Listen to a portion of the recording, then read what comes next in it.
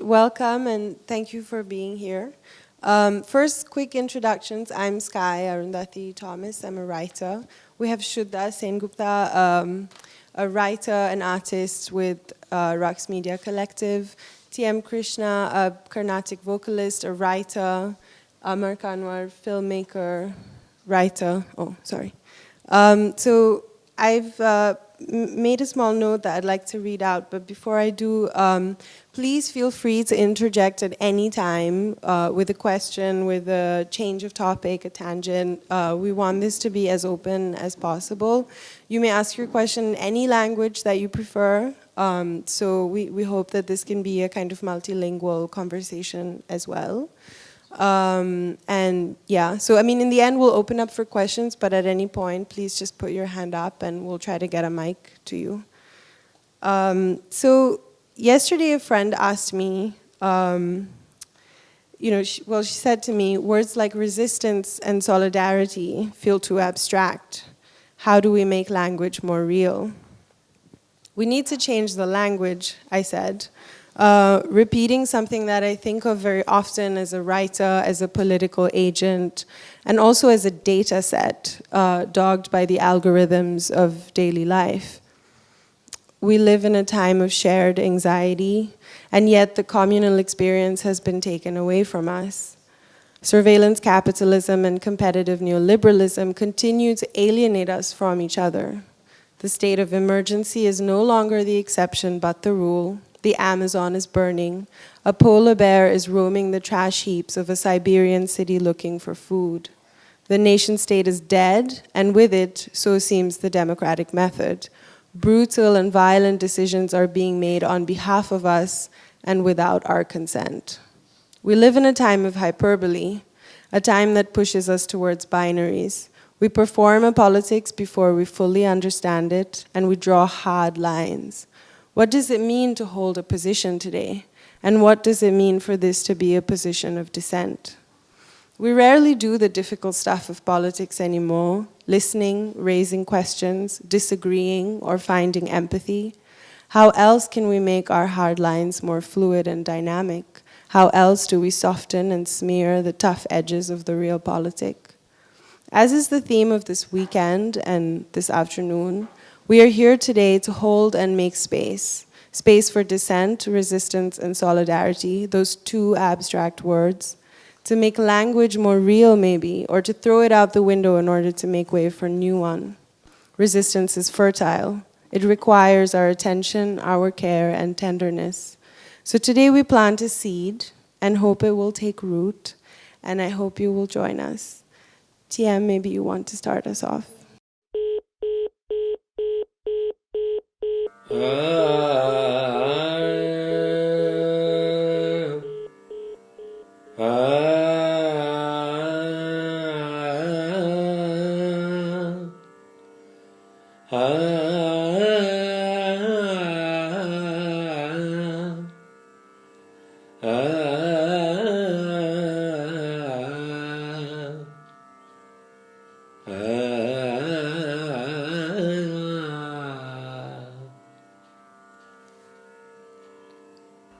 Kashmir shrinks into my mailbox. My home, a neat 4 by 6 inches. I always loved neatness. Now I hold the half-inch Himalayas in my hand. This is home. And this, the closest I'll ever be to home. When I return, the color won't be so brilliant. The Jhelum's water is so clean, so ultramarine. My love so overexposed. And my memory will be a little out of focus. In it, a giant negative. Black and white. Still undeveloped. Allah tero naam Ishwar tero naam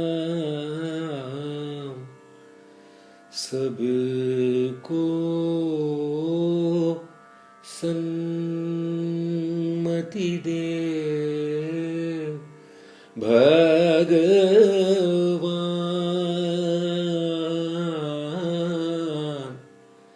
Allah Tero Naam. This was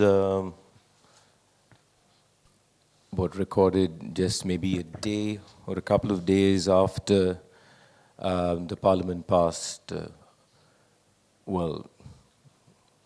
deviously passed and altered and introduced something called the Article 368 in order to demolish 370. And, the army was sent in, people were arrested. You really didn't know what was happening in the valley. You still don't know what is happening in the valley. And the fact that you really couldn't make a phone call. And that's the message everybody who called Kashmir was getting.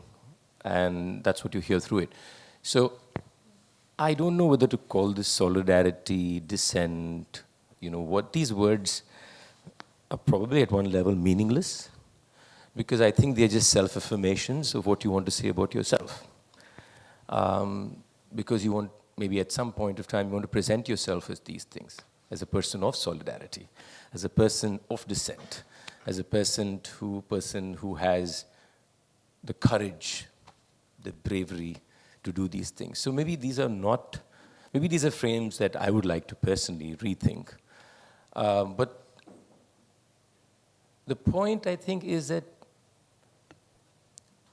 are we losing the ability to respond, not react, but respond to what happens within us and around us? And I think that's probably more intriguing at an objective level and necessary at a personal level for us to wonder. What are the reasons why we refuse to respond or we shut that out? And as an artist, the only way I know to respond is to speak and sing. That's what I know.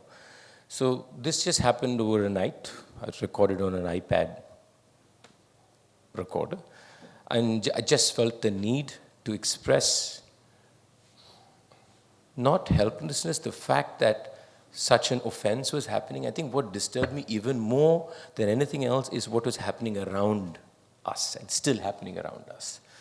And that this inability to actually feel the horror of violence. And there is an ability to feel violence is the way we need to be. That second part is even more scarier. That you believe that violence, in fact, is a method for empathy.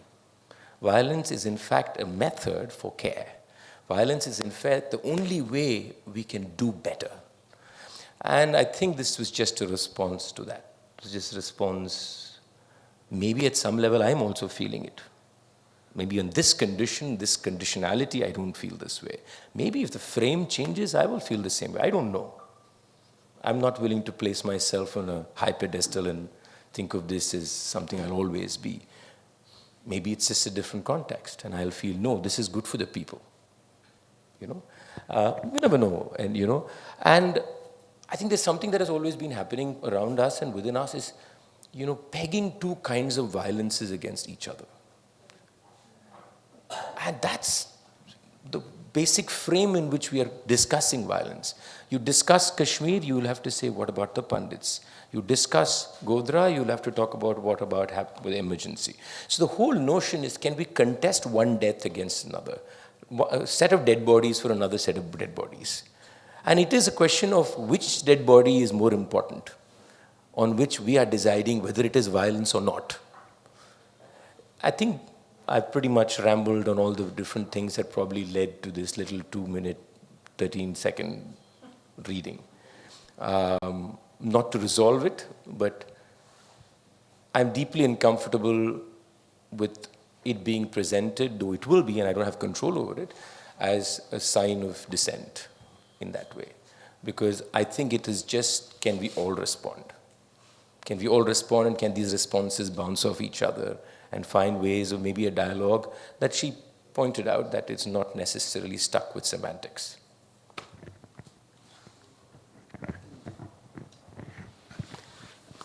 Thank you to Experimenter. Thank you, Pratik and Priyanka, for having us here. To Skye for that very pointed introduction, and to TM for the intensity and the beauty of that evocation of voice, of the poetry of Agha Shahid Ali, whose I grew up reading, and your voice. I want to take what Skye said about us trying to keep our thoughts on dissent concrete and not abstract, okay? And that requires us to frame the question of who we are, where we are, what are our bodies, what are our voices. প্রথমত তিনজন মধ্যবয়স্ক পুরুষ মানুষ যারা উচ্চবর্ণ, তাদের শিল্প এবং বিরোধিতা বলার, সেটা নিয়ে কথা বলার অধিকার বলিষ্ঠ নয়. It's not for three middle-aged men who come from positions of privilege to talk about art and resistance. Requires a certain special categorization. So I want to start with a caveat that we always need to recognize who is speaking and what is being said and interrogate them. This is a city full of immense possibilities, and I'm glad that all of you are here to make this more of a conversation and less of a pravachan from the three of us. That's the first caveat. The second question that I want to address is all what is called politics or what is called dissent is ultimately about where your bodies are and what you do with your voices. So it's wonderful to start with the voice. I've thought and been thinking a lot about speech and listening, translation, intelligibility, how do we talk, how do we listen? Because the first question is, do you stay quiet sometimes? Do you speak out? Does speech occur? Sometimes speech is a form of protest. Yes, sometimes speech says the right thing, but sometimes so is silence. And it's very important to recognize the significance of silence. As a matter of principle, I refuse to sing the national anthem, especially when it is played in a cinema. Because I think that if one has to sing it, you sing it of your own volition. Any command to sing is a violation of what I consider to be important in music. So their silence becomes an important method. When do you sit? When do you stand? Where are you standing? Where do you put your body in situations of where people are in danger? These are very simple things, actually. These are not complicated formulations. These are not difficult things to think about. At this present moment, and I will stop by saying this right now so that we can have more of a conversation, I am very clear that whatever we do as artists or intellectuals is not going to change the brutality and violence of what is around us. That ship has sailed, right? We have a brutal regime which is acting with profound violence everywhere. Nothing that I can do or make is going to change that right now. So why are we doing anything? We're doing things in order to leave a trace. So there is a picture that I want you to think about. It's a photograph of thousands of people raising their arms in a Hitler salute. There is one individual who is not doing it. That's the significance of whatever you say or don't say right now. So that when this regime comes crashing down, as it will, one day they will commit suicide or auto-destruct. Then when you look back at the archive, you'll start looking for who did not raise their arms and salute. And then we will have found some fragments of redemption, that this was not a country entirely made up of people who had sold their conscience. That's all. That's some years ago, Dissent had a different role. Now it has a different role. There are practical things to be doing with regard to what's happening in Kashmir or the environmental crisis. Each one of us has practical things to do. I don't think of these as questions that are important, especially for artists. You could be a dentist and still be doing those practical things, right? So you can make the phone calls that are necessary. You can provide the shelter that is required. You can make sure that people get from A to B, or, people who are trapped are not trapped. That is not something that artists in particular have to do. Everyone has to do it.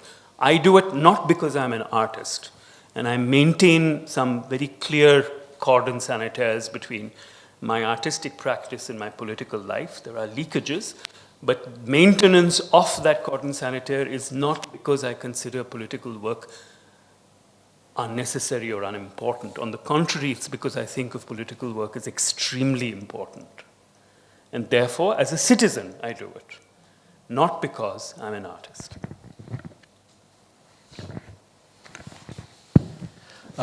Thank you. I just kind of connect in straight away. It's nice and important that we've begun, both you and Shuddha began with Kashmir and in some sense referencing what's happening there. Just a kind of brief set of thoughts in the beginning, and maybe we can kind of keep flowing from one to another.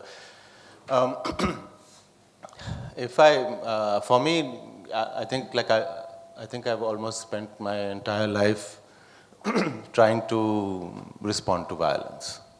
If I look at any of my work, I feel like I'm actually making the same film over and over again for the last 30 years.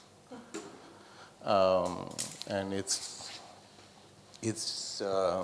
just that I'm trying to come into the question of violence from different roots, different dimensions, different ways of relating to it, figuring it, going through and beyond, and so on.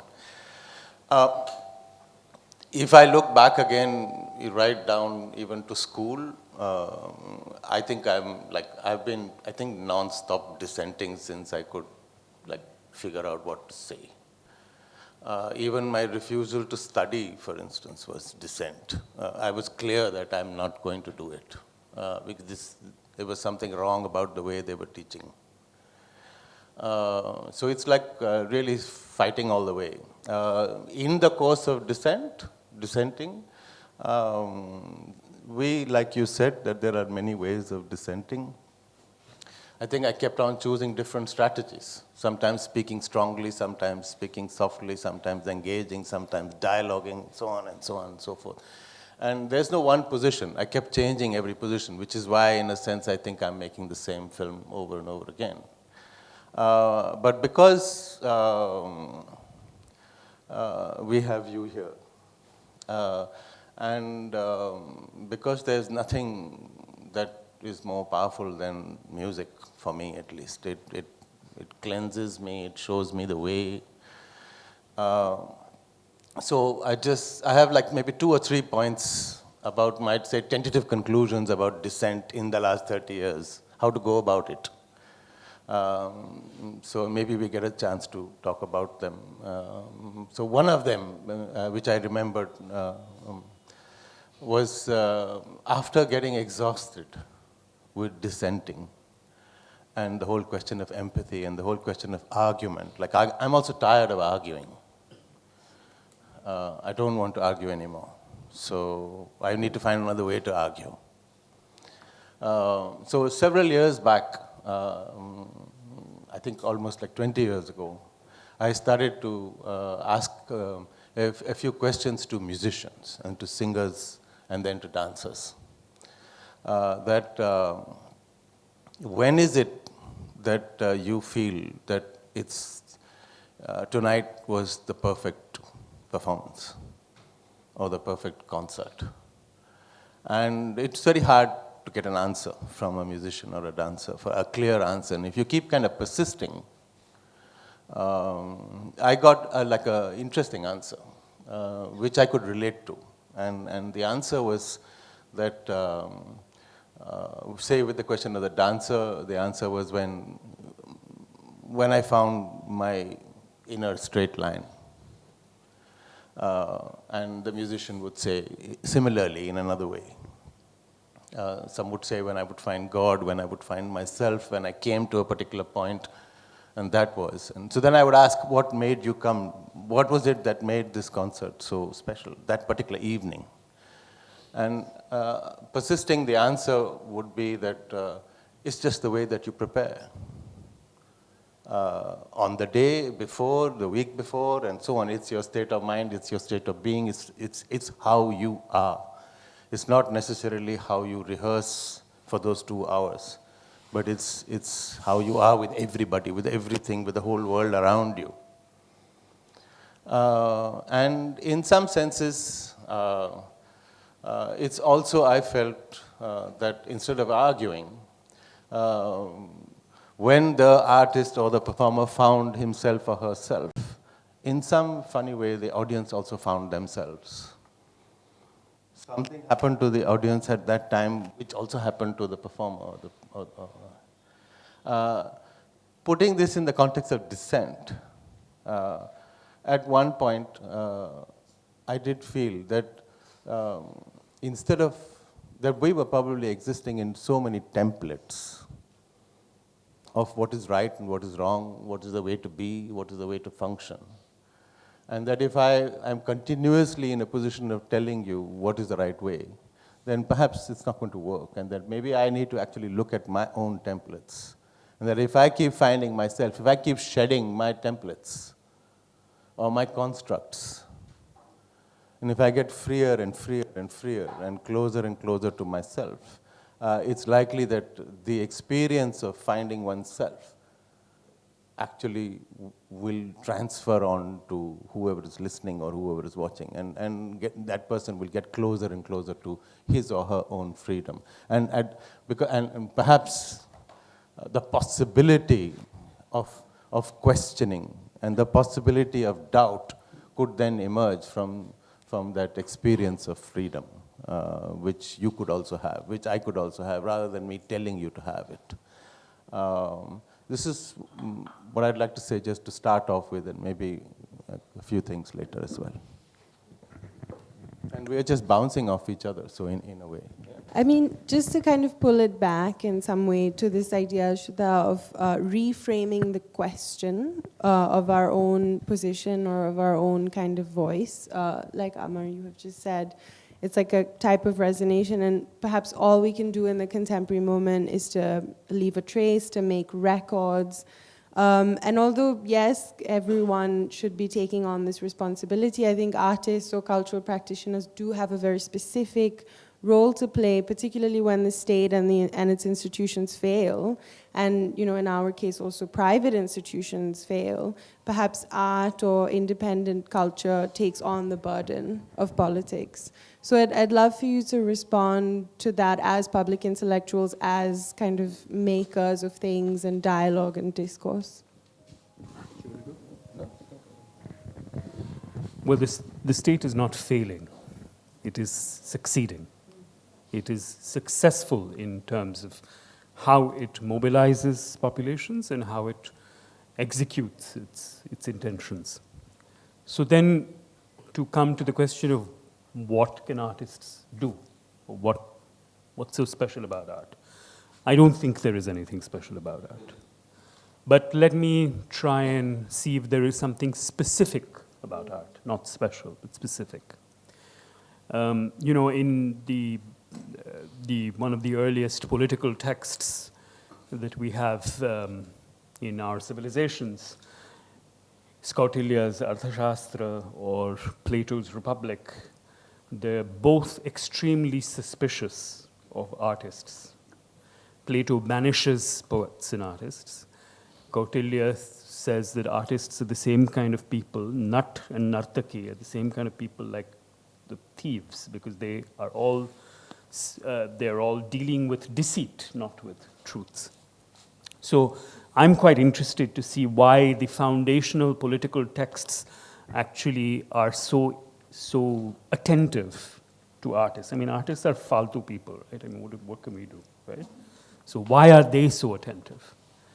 And that may have to do not with the fact that artists are carriers or vehicles for political protest and so on, right? That's a secondary function as far as I'm concerned. And in today's world, it's no longer even strictly necessary because all sorts of people make images, make representations, create slogans. So it's not as if no political movement is now waiting for artists to do its job. No one cares. They do what they have to do. Artists usually follow, right? But what is it specifically that artists do? TM's writing, for me, has a clue. There's in the book Southern Music, there's a section on the Tanpura, and we were talking about Tanpuras right now, which is that they hold the sonic. They create a kind of sonic fundamental for a performance, right? What does that mean? They create a set of parameters, a set of sonic resonances against which you can begin playing other things. I believe that the work of artists, if I were to say, what is specific about aesthetics as opposed to aesthetic dentistry, both these use the word aesthetics, is that they create some kind of framework for how do we think about time, space, attention, right? Reciprocity, echo. So let's say this question of what we saw just now, the difficulty of making a phone call, right, to Kashmir. I have been in the past 3 weeks making many attempts at making phone calls to Kashmir. I first of all get this message, then sometimes you get through. There's a return to the importance of the landline now in the past 4 days, where we are all struggling to recall landline numbers that were written in our little notebooks. And I have a few landline numbers now, which I'm using to make calls. And when you hear that voice in Kashmiri, in Urdu, and in English saying, "Aapki call intezar mein hai," or whatever it is that they say, then that period of waiting or the cancellation of the call or the inability to speak stretches time. Now, for instance, I've been reading a lot of accounts of a friend of mine who had to go and visit her parents. They live in a town called Sopor. The paths were blocked. They were not letting cars go beyond a certain point. Interestingly, other friends of mine who have gone and done fact-finding in Kashmir have been able to do because they look dark like us. If you look fair and look like a Kashmiri, then you can't travel in a car. It's one of the few places in the world I've seen that happen to myself where a dark skin actually gets you a salute. Okay? So, what they have to do then is walk 18 kilometers from the last checkpoint to the town of Sopor, mainly to see if their parents were well. Why? Because medicines required traveling, and pharmacies are open in Srinagar, they're not open in other places. So that means that the experience of time itself becomes something quite different. As artists, we are the technicians of time and attention. We can make people think about duration, about time, about waiting, about things being unexpected or hurried. That is a kind of, let's say, in my understanding, that is political groundwork. The thinking that I do about time in my artistic practice helps me make more clever and sharper political decisions in my other life, right? So while the artistic practice of Rux Media Collective has a certain attenuated presence, it doesn't it doesn't wear its politics on its sleeve. A not very well-known secret is the fact that all of us have strange and intense political lives. And it's because of the artistic practice that we are able to cultivate the intelligence that is required to make very specific, urgent political decisions. So that's what art can do. It can make you think about what is balance, what is fair, what do we mean when we say equality? What do we mean when we say danger, toxicity? So what you've been thinking about, right? What is toxic, right? It's completely unrealistic to assume that music, for instance, is some benign thing. Music can be toxic. Music is used as torture, right? I mean, I know this very well, that people who have been in detention in Tihar prison, one of the modes of torture is to actually blast music non-stop in their cells so that they cannot fall asleep, right? If you look at TM's response to what happened in Kashmir is one sonic response. There's been a whole lot of other sonic responses, which are songs about Ab to Kashmir se bahu layenge, right? That is a form of sonic torture. That music is not innocent, right? So we have to, first of all, understand that there is no such thing, art or science or whatever it is that we do. These are all sharp instruments. They can be used in very different ways. But they can produce the basis, the sonic framework, in a sense, for you to think about what it means to say what is to build an ethics, to build a politics. And that can go in many different directions. So just as TM or Amar may be playing a Tanpura configuration of a certain kind, so are the people who are ruling us. They are also playing strings of a certain kind. They're also creating frameworks of a certain kind, right? I just want to take off from what you just said. I think we cannot presume that art and the art world is a world of empathy. And artists are people of empathy. That fundamental presumption that somehow seems to seep into these conversations have to be completely killed. Because the art world is an oppressive world. Art world is a hierarchical world. Art making itself very rarely addresses its own ugliness.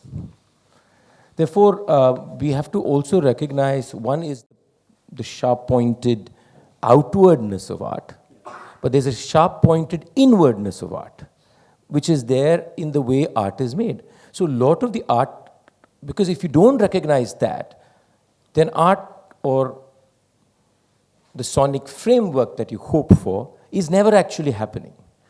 Because the way the art world is constructed, whatever kinds of art you're talking about, it is a world of power. It is a world of control. It is a world of violence.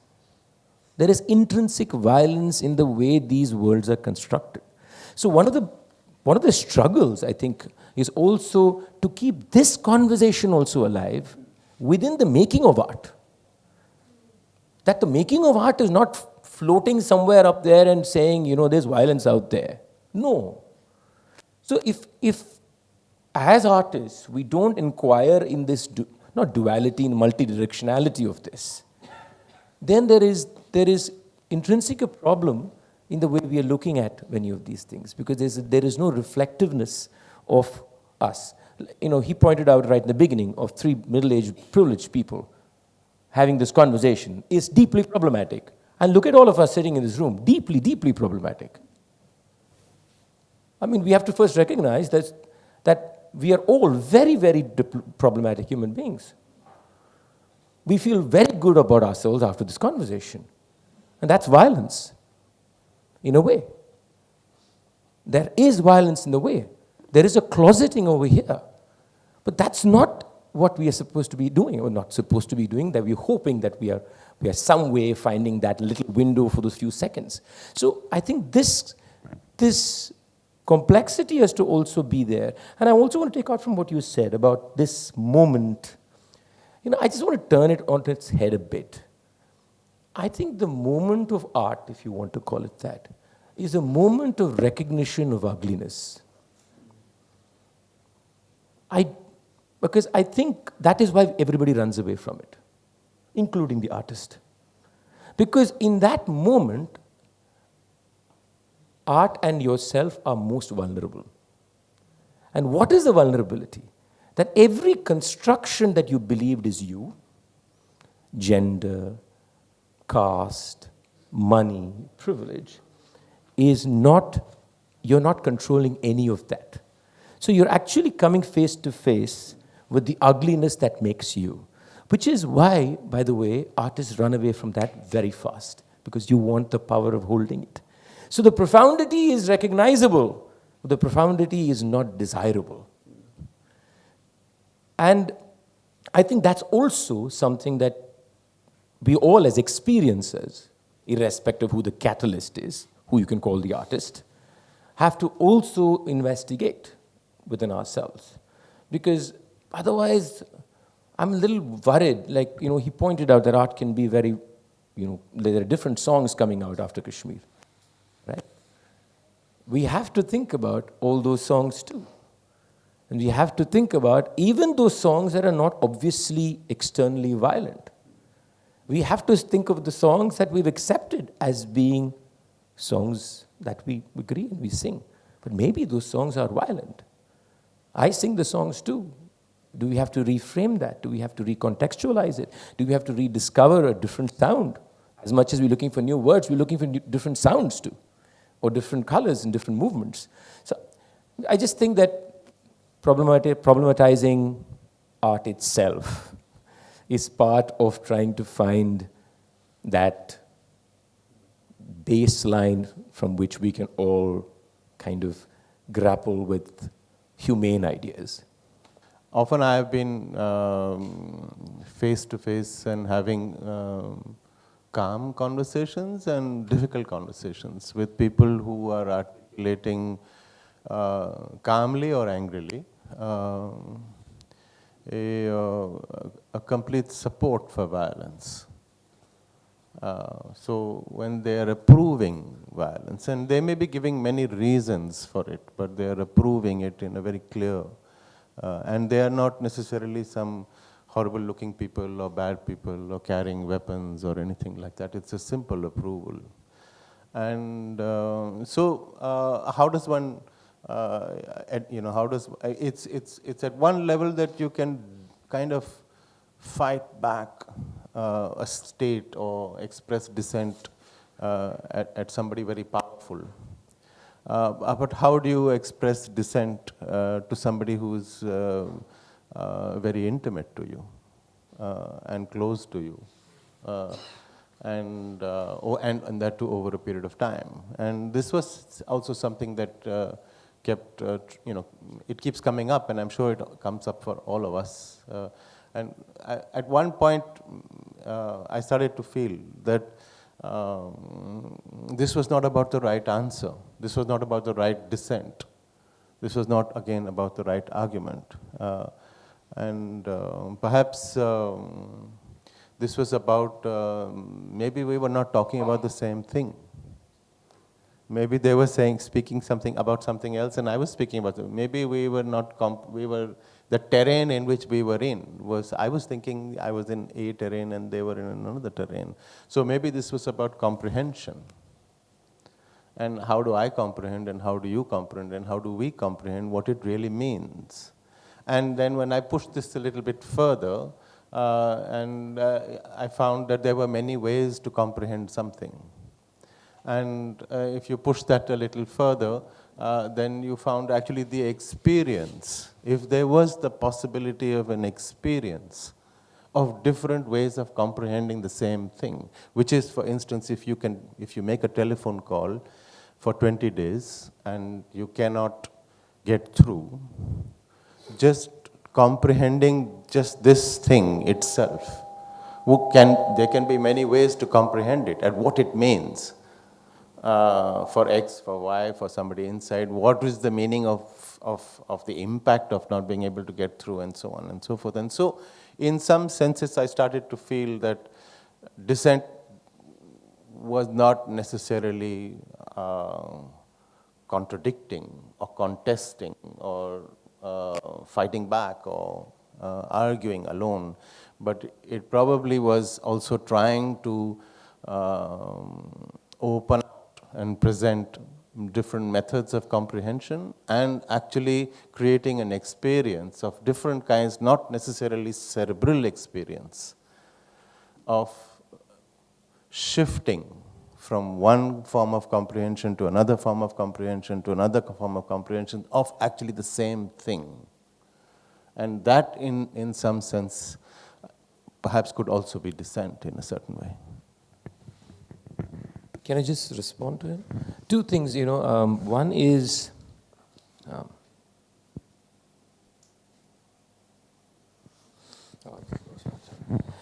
just want to say two things. One is about the whole idea of comprehension, and I just want to bring listening and seeing as also important parts. And I just want to give you an example of what has happened in the classroom. I take music class.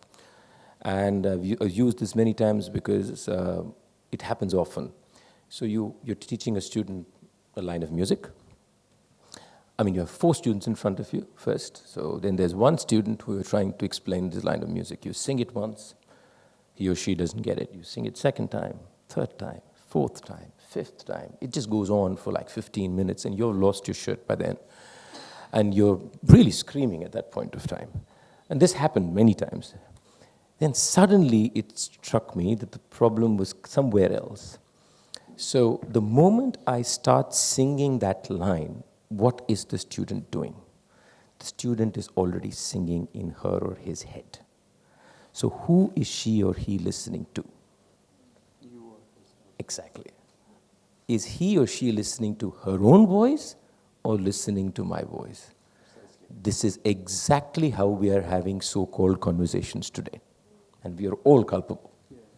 So then what do you do? Exactly. So it's a big struggle. So in your class, I'll tell you what I did. So it was a big struggle. So I had to actually physically many times say, shut your head, shut your brain out. It's not easy. It has happened 2-3 times. I say, okay, actually start listening the moment I start singing. And forget the fact that you know. Because the fact that you know something, because we are all pattern recognizers as a species. So the first thing you do, you're all doing as I speak, is finishing my sentences. So the moment you've already recognized a pattern and you're already completing, so you have to actually make a physical, conscious intervention and say, okay, can you just remain silent? Now, desperately, sometimes I start speaking like the apple, like the tree, yeah, like the mother. I know, like exactly. So Because then, I can tell you, it's like magic. And the moment it happens, the line's there. And then there are different comprehensions. There are 4 students who listen to the same line of music differently. I sing different vocabularies to each student. It's the same line of music, by the way. But I'm singing differently for 4 students to understand.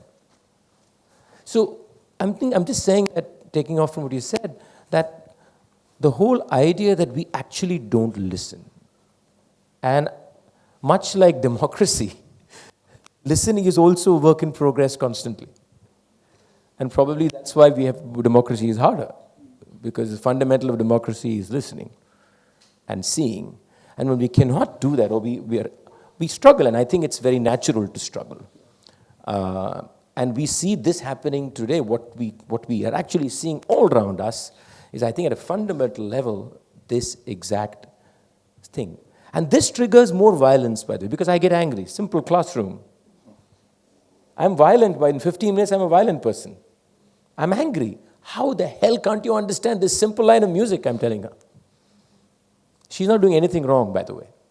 So I'm just saying the triggers are very, very intriguing and very everyday to what maybe seem like larger political larger, questions of the country and the state, etc.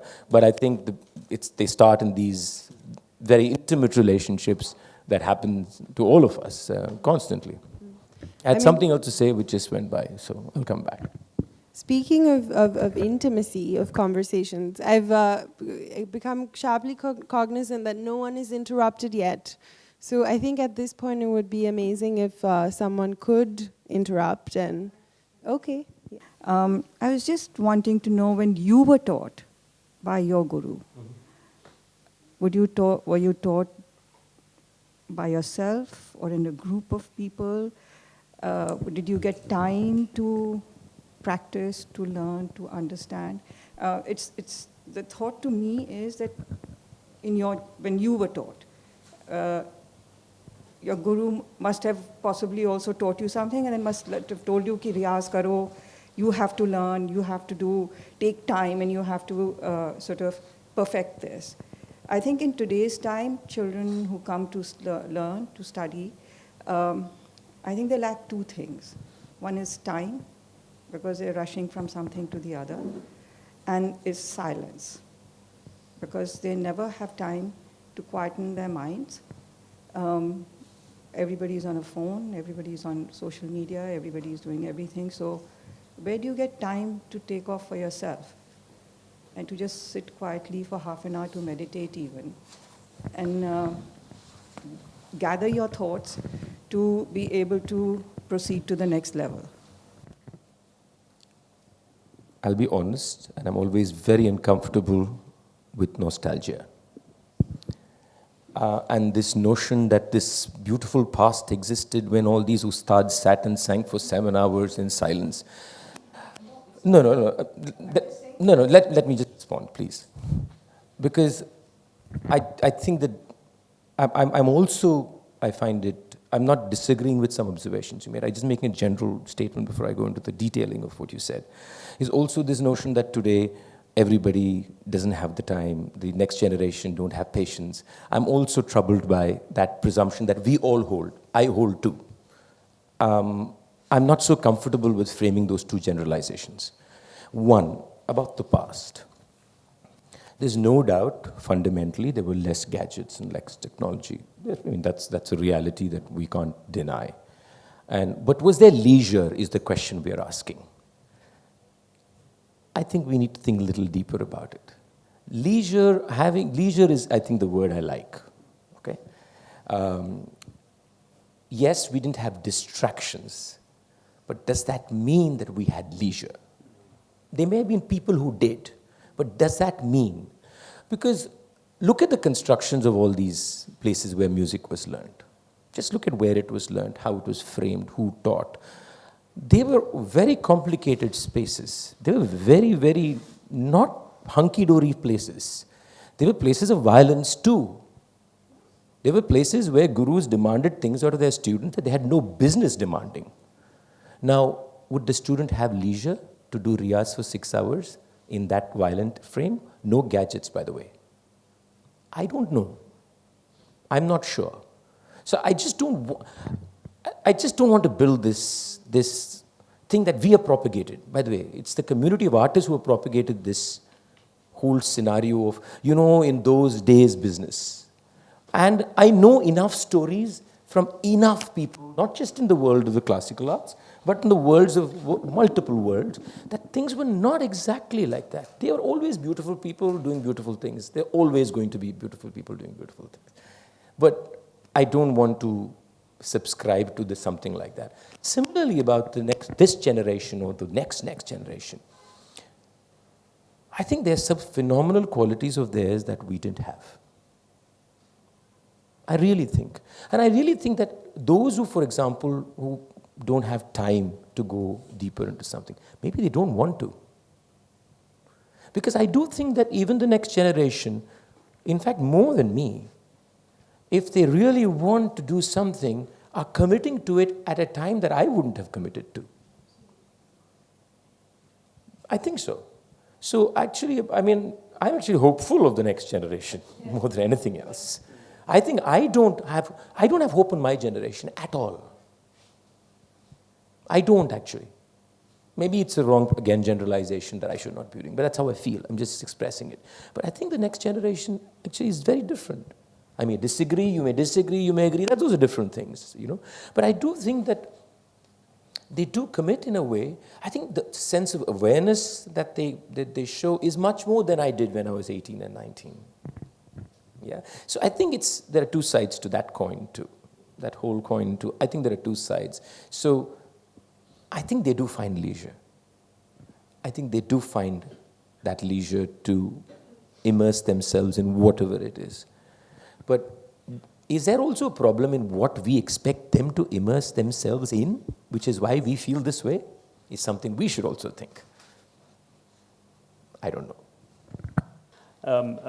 A very young person actually explained to me when we were doing a writing workshop with them, and we were talking about freedom of expression, and she said to me, well, freedom of speech fearless speech requires fearless listening, right?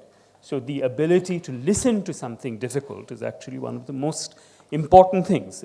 Let's come back to Kashmir. One of the things that we have to ask ourselves is, are we prepared to listen to things that may be very difficult, right?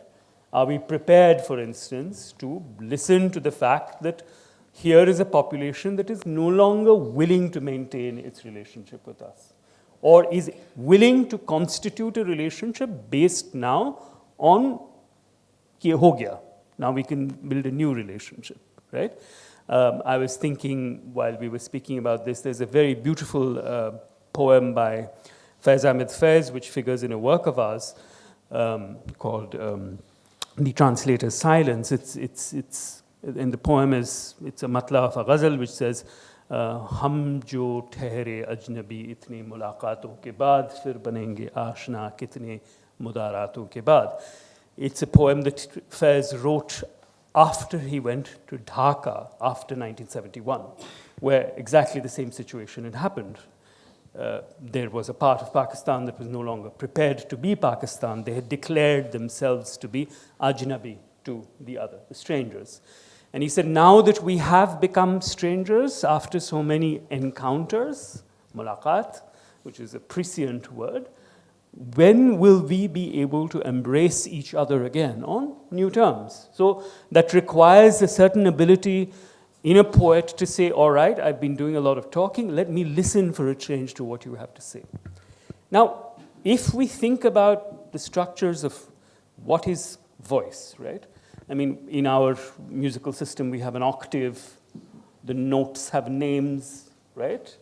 Sharaj, Dhaivat, Gandhar, Madhyam, etc. There are two names that really always have stayed in my consciousness as names actually that we find difficult to understand. One is Gandhar, the Ga, and the other is Nishad, the Ni, right? Who is a Nishad? Does anyone know who a Nishad is? Nishad is a description of a person who is not of a touchable caste because they are hunters and they work with animal skins, right? So deep inside our musical scale, the seventh note, the secret of getting to the next octave is the invocation of the person that the singer is not often prepared to touch, right? So that's a secret in our music. Gandhar, where is Gandhar? It's in that part of the world where many of us think that the troubles come from, right? It's the border between Afghanistan, Pakistan, Kashmir, right? So it's in effect, it's there. Every time you sing a ga or a ni, you're invoking a deep subconscious memory of what you're prepared to not listen to, but you're singing it. That's what we sing, right? So in our understanding of even the basic fundamentals of what the structures with which we produce words, silences, songs, speech, they all have stories that we can begin to listen to. I mean, I know that you've been thinking a lot about the structures of who is allowed to sing, or we were talking about who makes the mridangam, who plays it, who sings, what can be sung. I know that there was a moment in time recently when some right-wing groups in southern India said that you cannot sing Carnatic music by invoking forms of spiritual affiliation that were not strictly Savarna Hindu, that you could not sing a bandish that was, I don't know what the word is for bandish, which was invoking an Islamic affiliation or Christian affiliation. I mean, although generations of musicians in the Carnatic system have been Muslim and Christian, right? And I know that you said you're going to sing every time something that actually challenges this prescription. Perhaps that's something we could talk about. Just to jump in there, documentary that was showing the practice of what we call Hindustani classical music in Pakistan, right, and the way that they're learning the bandish, only those which do not use the names of the Indian gods, and which is like leaving out a huge part of the repertoire. So really talented musicians are singing a very aborted version of Hindustani classical music. I mean, most of these structures of what can be sung, what cannot be sung, have moved and remained static at the same time. There is certain fundamentals that always are untouched. You don't go there. What's on the surface will flow. And I think that's how we've always operated. So the perception on the surface is the sense of movement and dynamism. And that makes the stakeholders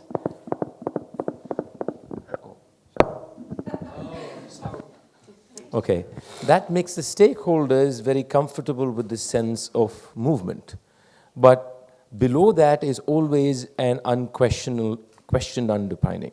And you know, take the case of what you pointed to. This happened about a year and a half ago or something, when actually another colleague of mine was going to sing a concert with hymns on Christ in the Carnatic system. And the whole concert was shut down. Whole concert got shut down. And by the way, recently, I know that a dancer in Germany got his dance performance, which was organized by, I think, the embassy or something, shut down because he actually spoke beautifully, I thought, in that interview I saw, where he said, when they asked this question about gods and Hindu, and he said, we're just invoking belief and faith. And the whole concert was shut down. This young man couldn't dance because of the same notion that what is allowed to be uttered, what is not allowed to be uttered. And this is something that we've always perpetrated. We've always perpetrated. I mean, for example, can we have a bandish in Dharavi Hindi? I asked the same question yesterday. You would never have a bandish in Dharavi Hindi. Why not? Nobody, if I even suggested this, they would think it's ridiculous. Ridiculous is a possibility, but it is a possibility. For example, we forget that it's not just the content of the language, it is also the dialect of the language. It is also where does that dialect come from? Who owns that dialect? Frames all these things. For example, you also find that the same deity, whose name may be totally different in two different sections of society, invokes two different sets of emotions. Or first of all, is it the same deity? That itself is a question mark, of course. But nevertheless, so all these nuances that are all there in how we recall, how we reach back into memory, how we discard from memory, is what we are doing here when we do this. So, we spoke about the song that we did called the Porambokka song. I'll tell you about this. This is a song that was done about a couple of years ago. I will probably, you'll see the video. Well, let me explain the context so it frames back to what he said. That yes, there is of course the religious othering of people. There is also the caste othering of people. And there's the gender othering of people. So Porambokka is a beautiful word. It's a Tamil word. Porambokka basically means good for nothing, useless human being. Okay? Now, what does Porambokka actually mean? It actually means commons. It means that which is shared by all of us. The Sundarbans is Porambokka. The lakes are Porumboku. The grazing lands are Porumboku. Our road is Porumboku. So the whole notion that there are, and in a way, we all hope to be Porumboku, because we hope to be people of sharing. So the whole notion of Porumboku comes from this idea that there were parts of actual physical parts of society, which is forests, mountains, that didn't belong. There was no ownership to it. There was no private patta to it. That was owned by everybody. But just look at how it's an abuse word today. What does it mean? It means good for nothing, useless. And why does it mean that? Of course, there's a history to it. I won't go in there right now, but one of the reasons is probably because you can't get revenue out of it. During the British time, the commons is not where they could tax and get money, right? Private property, they would get money. So it became useless. And then the people who live there become useless. The cultures that inhabit themselves in Porumboku, the hunter-gatherers, the people who are working on the trees, become useless. Who are they? Usually people belonging to what we categorize as lower castes. So the othering becomes of nature, of people, of cultures, of occupations. Everything is othered. And that will never be part of what we call privileged art or privileged community or privileged thinking or intellectualism or whatever rubbish you want to call it. It will never be part of that. So this Porumboku song actually directly addresses a problem in the city of Chennai, which is North Chennai. Again, ask anybody, any friend of yours, if they've ever gone to any place in North Chennai. I'll put a wager here, they would have not. Nobody goes there.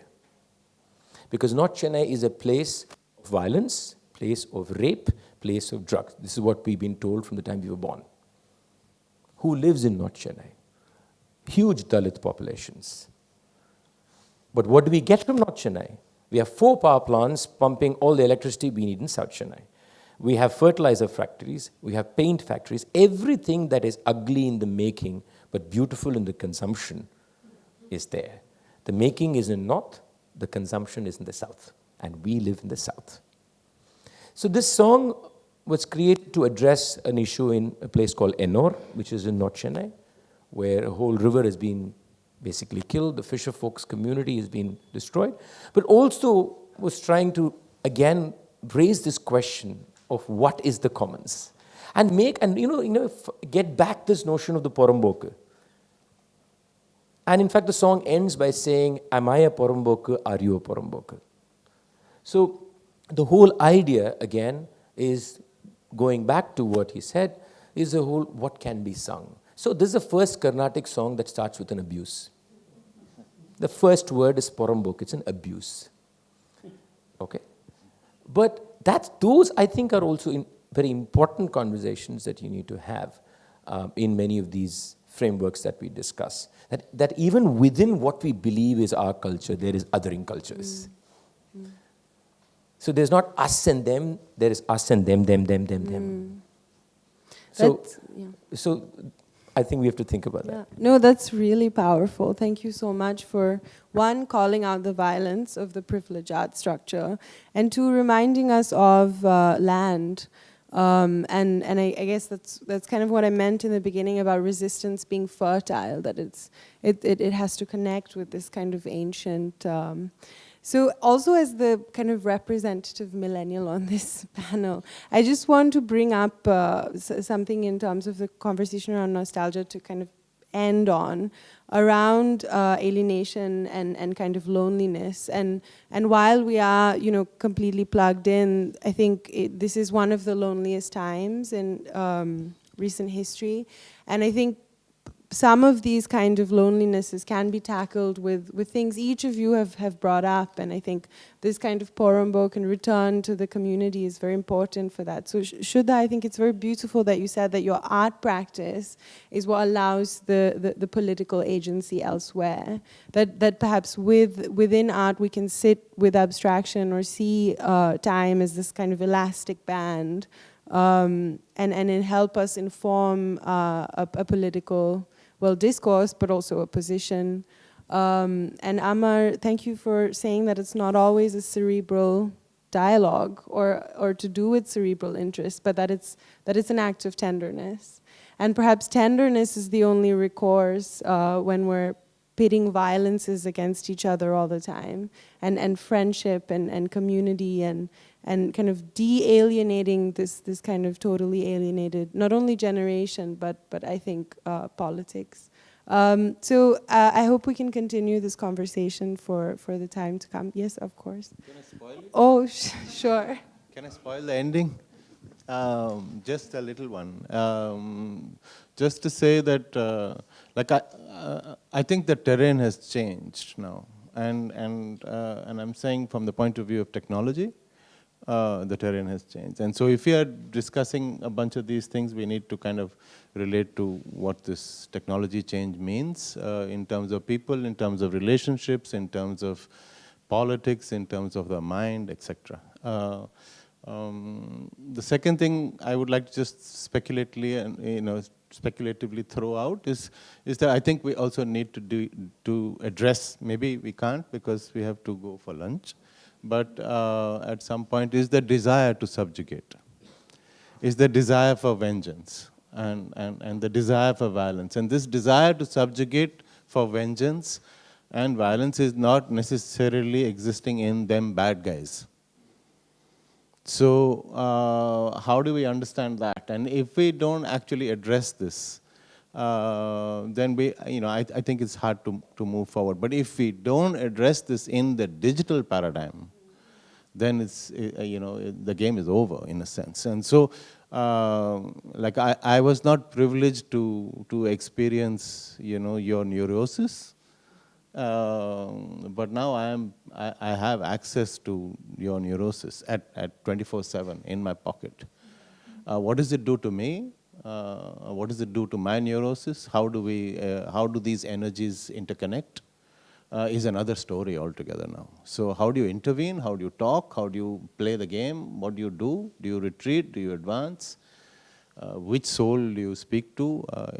Just like music, everything changed in many ways as well, in the way you experience it. Just like hockey, when they shifted from grass to AstroTurf, we went from Olympic champions to number 20. It took us 20 years to get back in the top 5. Even then we are still struggling because we always played on grass, but the terrain has changed, is what I say. With your permission, Skye, I will just take 2 minutes, and I think there are 2 things that I want to do. One is, I also want to disappoint you. I'm not in a mood to be sweet anymore. I have a raging violence inside me, and I want to hit people, actually, right? And while I understand deeply the need for us to be convivial and to be nice to each other, there are lots of people and lots of things that I'm no longer prepared to be nice to. And that may be my neurosis, okay? But it requires its own attention.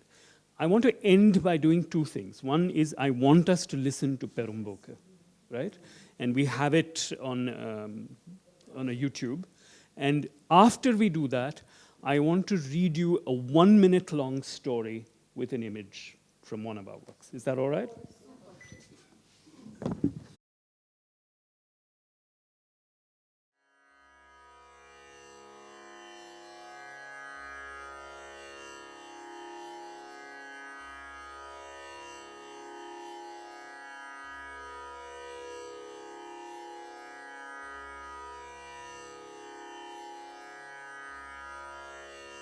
பொறம்போக்கு உனக்கு இல்ல பொறம்போக்கு எனக்கு இல்ல பொறம்போக்கு ஊருக்கு பொறம்போக்கு பூமிக்கு பொறம்போக்கு உனக்கு இல்ல பொறம்போக்கு எனக்கு இல்ல பொறம்போக்கு ஊருக்கு பொறம்போக்கு பூமிக்கு பொறம்போக்கு உனக்கு இல்ல பொறம்போக்கு எனக்கு இல்ல பொறம்போக்கு ஊருக்கு பொறம்போக்கு பூமிக்கு பொறம்போக்கு உனக்கு இல்ல பொறம்போக்கு எனக்கு இல்ல பொறம்போக்கு ஊருக்கு பொறம்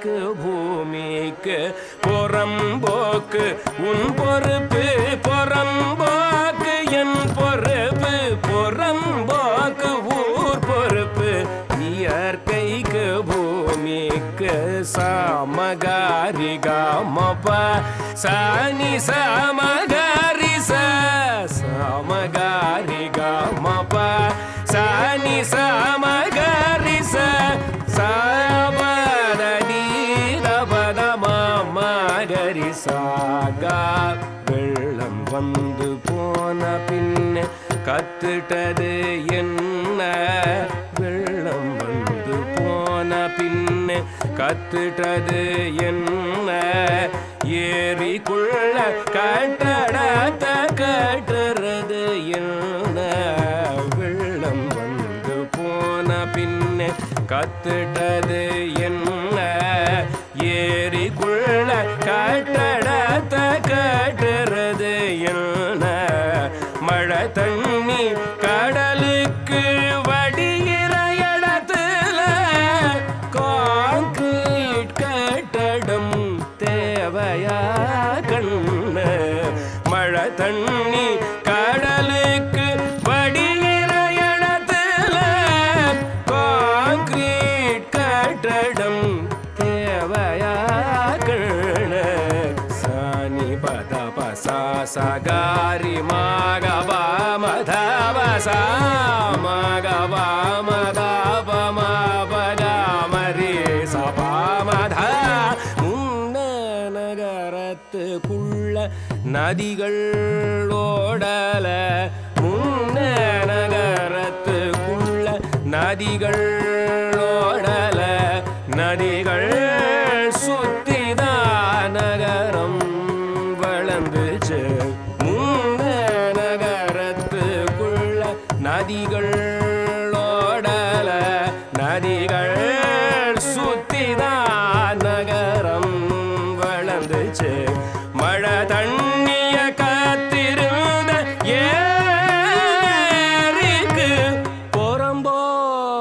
புறம்போக்குன்னு பேரு இருந்துச்சு மழை தண்ணிய காத்திருந்த ஏரிக்கு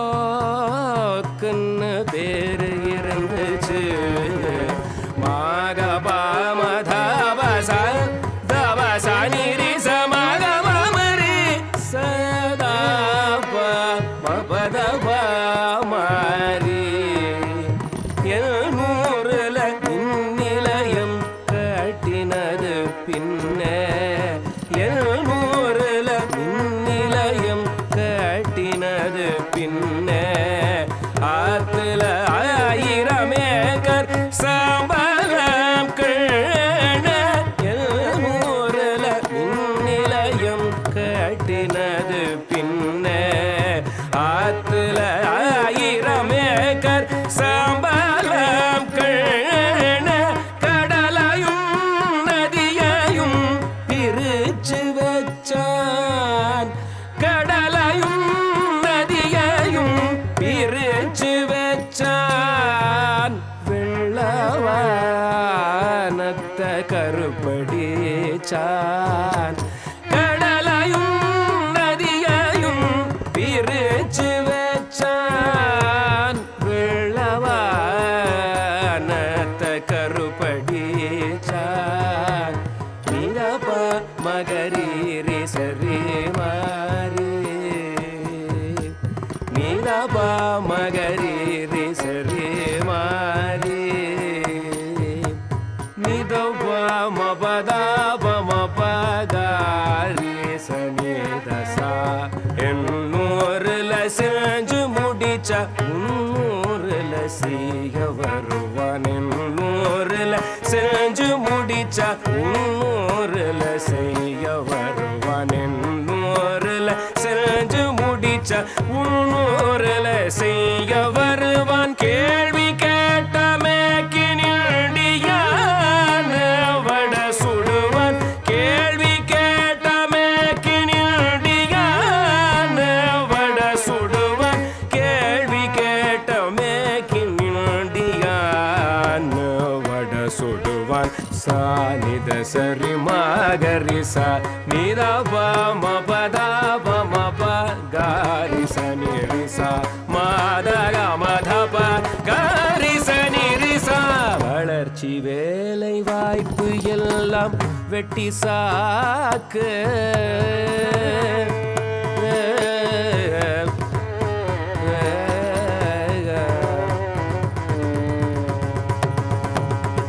வளர்ச்சி வேலை வாய்ப்பு எல்லாம் வெட்டி சாக்கு ஏறி வித்தவனுக்கு ஏறி வெறும் புறம்போக்கு வளர்ச்சி வேலை வாய்ப்பு எல்லாம் வெட்டி சாக்கு ஏறி வித்தவனுக்கு ஏறி வெறும் புறம்போக்கு அப்போ நீயும் நானும் என்ன கணக்கு அப்போ நீயும் நானும் என்ன கணக்கு அட நீயும் நானும் போறம்போக்கு அட நீயும் நானும் போறம்போக்கு நான் புறம்போக்கு நான்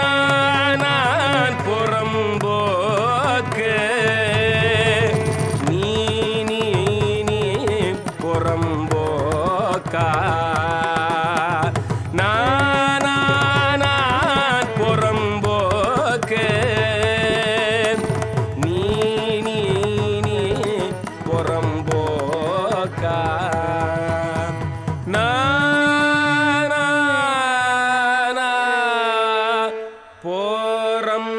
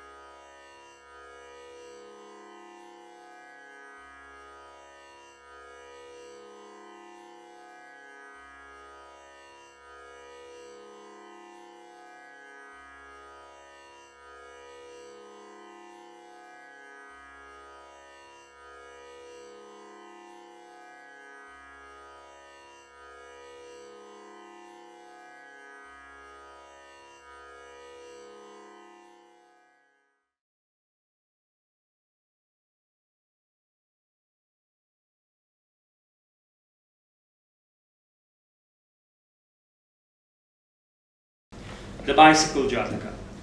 How long the wait for the thaw was endured.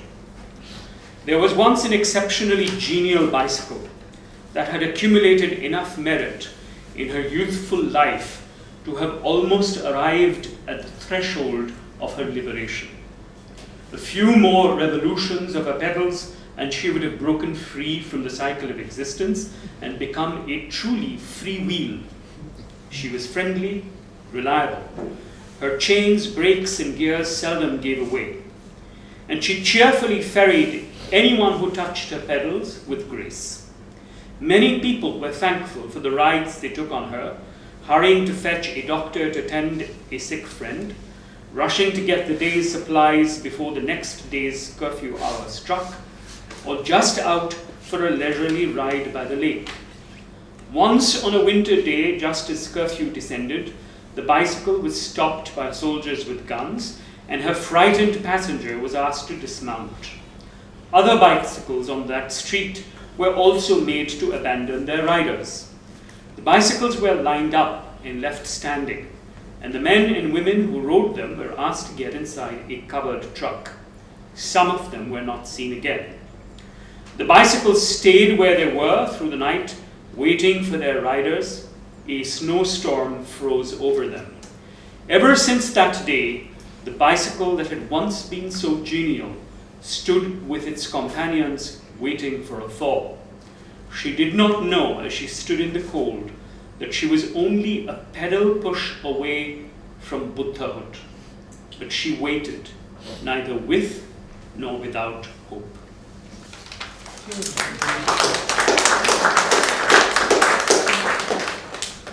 Thank you, Shuddha. Thank you, Amar. Thank you, TM and Skye. It was a really, really fun start to our day-to-day conversation. I don't think many of us will forget, or we should not forget. I guess the thought that stays back in my head, maybe in many of ours, is that one line that you all referred to. Who can say? What can we say? Who can say? What can we say? Where can we say it? And with that thought, with that question, I think we'll end this conversation today.